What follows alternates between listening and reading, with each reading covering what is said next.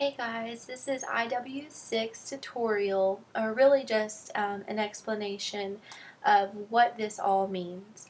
IW6 is a rainy day fund, which is what that's a nickname for a savings account, because you always need to have some money set aside for emergencies. Think about it, your car breaks down on the way to work and it's major repair that needs $2,000 repair, or you lose your job and it takes you like 6 weeks to find a new one, and so you lose a month's worth of income. So this is really important to think about. And the directions say that you have $2,000 to start off with, and you can choose to have either a simple or compound interest account. Um, if you look at the formula or your reference materials, there's formulas for those.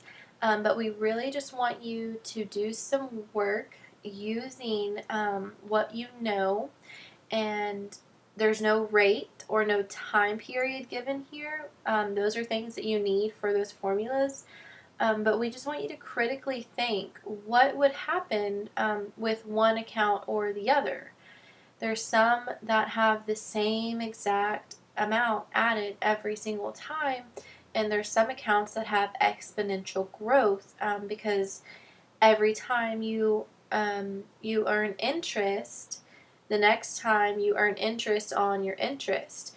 So we really just want you to dig deep into these two different kinds of savings accounts and think about which one you would choose. So, for example, we're just going to copy these on over. I'm super lazy. I just like to copy and paste instead of having to retype.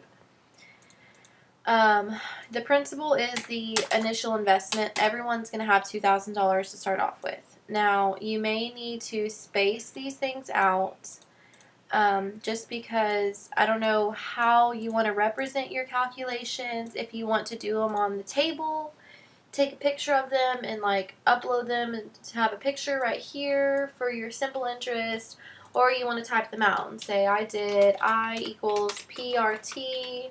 I use this as my my P was, the principal, that initial investment of $2,000. My rate, I did an example where for both of these I used a rate of 50%, so it's 0.50.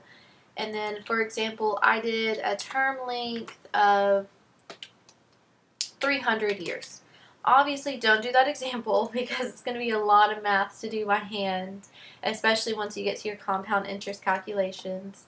But just kind of like do your own example, do your thing, and see if you would use a simple interest account or a compound interest account. And then right here, if you decide to use the simple interest account, here we go.